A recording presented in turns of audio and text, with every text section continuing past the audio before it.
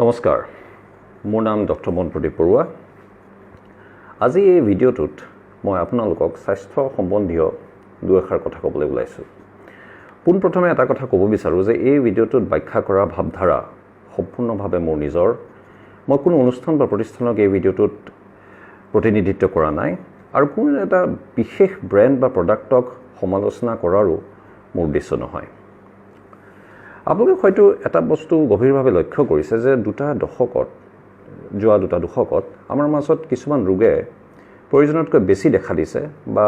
লগাতকৈ বেছি বিয়পি পৰিছে তাৰ ভিতৰত মই 5টা ৰোগৰ কথা উল্লেখ কৰিব বিচাৰো আৰু সেই হৈছে মধুমেহ বা ডায়াবেটিছ হাই ব্লাড প্ৰেছাৰ বা উচ্চ ৰক্তচাপ মেদবহুলতা বা ওবেছিটি কিডনিৰ বেমাৰ আৰু হৃদৰোগ বা হাৰ্ট ডিজিজ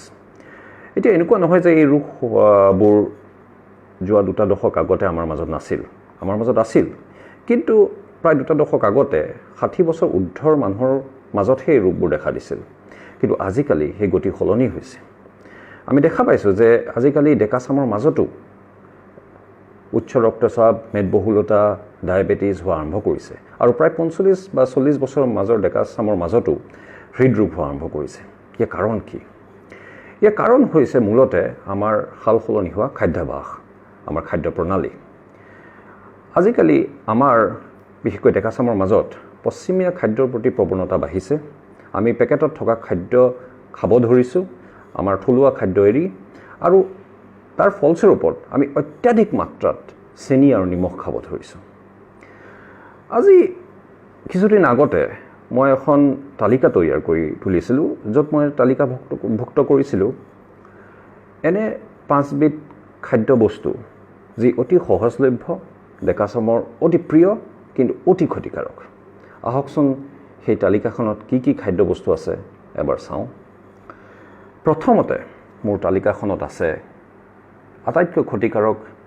খাদ্যৰ ৰূপত যি মই চিহ্নিত কৰিছো আটাইতকৈ ক্ষতিকাৰক খাদ্যৰ ৰূপত আছে আৰ্টিফিচিয়েল ফ্ৰুট জুচ কৃত্ৰিমভাৱে তৈয়াৰ কৰা ফ্ৰুট জুচ আৰু কোল্ড ড্ৰিংক এতিয়া ধৰি লওক এনেকুৱা এটা কোল্ড ড্ৰিংকৰ কেনত এইটো এটা 250 ml কেনত আপোনালোকে জানেনে কিমান চেনি থাকে ইয়াত প্ৰায় 36 গ্ৰাম 36 গ্ৰাম চেনি থাকে তাৰ মানে প্ৰায় 9 বা 10 চামুচ চেনি এই কেনটোত থাকে গতিকে ধৰি লওক আপোনালোকক এক গিলাচ পানী খাব দিয়া হৈছে 250 ml পানী তাত 9 চামুচ চেনি মিহলি কৰি দিয়া হৈছে আপোনালোকে পাৰিবনে খাবলৈ নোৱাৰে কিন্তু আমি দেখা পাওঁ যে ডেকাচামৰ মাজত এই কোল্ড ড্ৰিংকটো অতি জনপ্ৰিয় খুব তৃপ্তিৰে খায় যদি আপোনালোকে এই এনেকুৱা কোল্ড ড্ৰিংক প্ৰায় সঘনে খাই থাকে তেতিয়া অত্যাধিক মাত্ৰাত চেনি খোৱা হয় দ্বিতীয়তে আকৌ এটা খাদ্য সামগ্ৰী যোনটো অতি ক্ষতিকাৰক কিন্তু যাক হয়তো এডভাৰটাইজমেণ্ট বিলাকত কোৱা হয় যে খুব স্বাস্থ্যভাৱে উপকাৰী সেইটো হৈছে ফ্ৰুট জুচ তাৰ মানে আৰ্টিফিচিয়েল ফ্ৰুট জুচ ধৰি লওক এনেকুৱা এতিয়া এটা artificial fruit juice 250 ml fruit জুচত ঠিক সিমান মাত্ৰাৰে চেনি থাকে প্ৰায় 9 বা 10 চামুচ চেনি থাকে কিন্তু আমি যদি সেই তেনেকুৱা এটা ফ্ৰুট জুচৰ পেকেট বা এগিলাছ ফ্ৰুট জুচ সদায় নিজৰ ব্ৰেকফাষ্টত খাওঁ তেতিয়া আমি চেনি খোৱাৰ বাহিৰে বেলেগ একো খোৱা নহয় 3 নম্বৰতে আছে চিপছ এতিয়া চিপছ কিয় হানিকাৰক ধৰি লওক এনেকুৱা এটা চিপছৰ পেকেট ইয়াত এটা চিপছৰ পেকেটত এটা 20 টকীয়া চিপছৰ পেকেটত প্ৰায় 1.5 গ্ৰাম নিমখ থাকে গতিকে আমাক দিনে কিমান নিমখৰ প্ৰয়োজন আমাক দিনে প্ৰত্যেকজন মানুহক দিনে 2.4 গ্ৰাম নিমখৰহে প্ৰয়োজন তাৰমানে আপুনি যদি 1 চামুচ নিমখ লয় আৰু আঙুলিটো এনেকৈ চুচৰাই দিয়ে যিমান নিমখ বাকি থাকি যায় সিমানখিনিহে নিমখ আমাক প্ৰয়োজন কিন্তু আমি দেখা পাওঁ যে এনেকুৱা এটা চিপছৰ পেকেটত প্ৰায় 1.5 গ্ৰাম নিমখ থাকে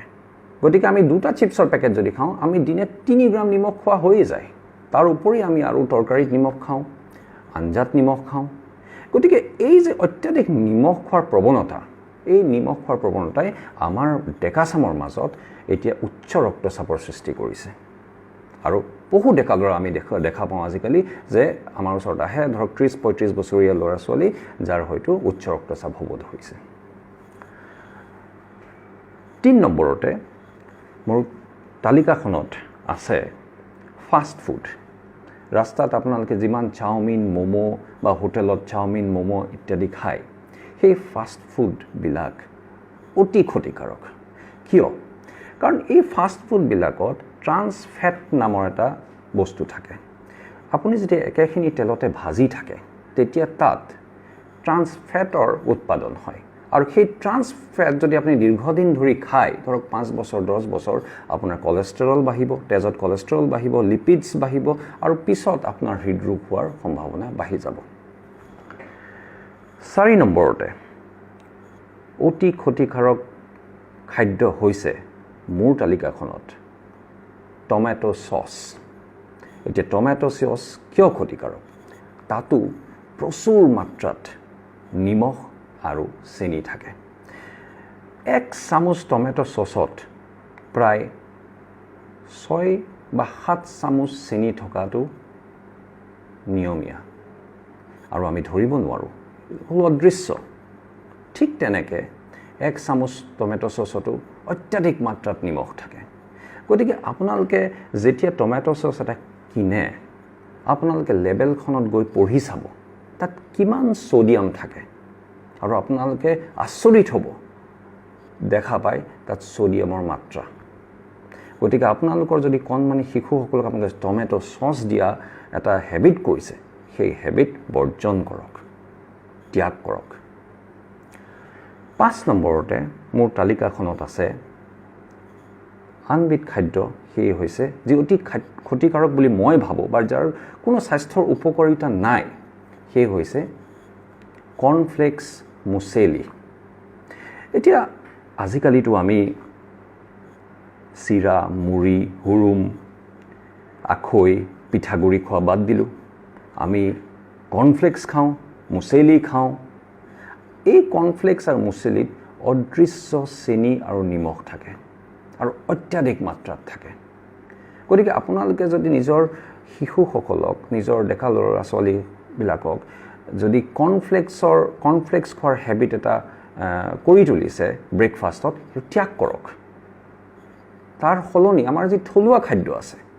যেনেকৈ পিঠাগুড়ি মুড়ি দৈ গাখীৰ সেইবিলাক দিয়ক ৰাইজ এটা বস্তু আপোনালোকে বুজি পাব লাগিব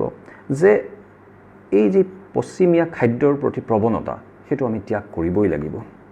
এবাৰ যেতিয়া উচ্চ ৰক্তচাপ কোনোবা এজন লোকৰ উচ্চ ৰক্তচাপ বা মধুমেহ বা কোলেষ্ট্ৰল বা হৃদৰোগ বা কিডনি ডিজিজ আৰম্ভ হয় তেতিয়া তাক আৰু আমি ৰিভাৰ্স কৰিব নোৱাৰোঁ ওলোটাব নোৱাৰোঁ নাইকিয়া কৰিব নোৱাৰোঁ নোহোৱা কৰিব নোৱাৰোঁ গতিকে মোৰ এটা বিনম্ৰ অনুৰোধ আপোনালোকে সচেতন হওক কি খাই আছে আৰু কি আপোনালোকৰ ডেকা চামক দি আছে আমি যদি আমাৰ টাৰ্গেট গ্ৰুপটো হৈছে 16 পৰা 25 বছৰীয়া ডেকা চাম তেওঁলোকক যদি আমি এটা হেলদি ডায়েট নিদিওঁ পিছত 40-45 বছৰত গৈ তেওঁলোকৰ এইবোৰ ৰোগ হোৱা আৰম্ভ কৰিব গতিকে আজিয়েই আপোনালোকে সচেতন হওক আজিয়েই ব্ৰেক মাৰক থলুৱা খাদ্য খাওক এক্সাৰচাইজ কৰক ব্যায়াম কৰক নিমখ কমাওক চেনি কমাওক তাকে কৈ মই আজি সামৰিলোঁ ধন্যবাদ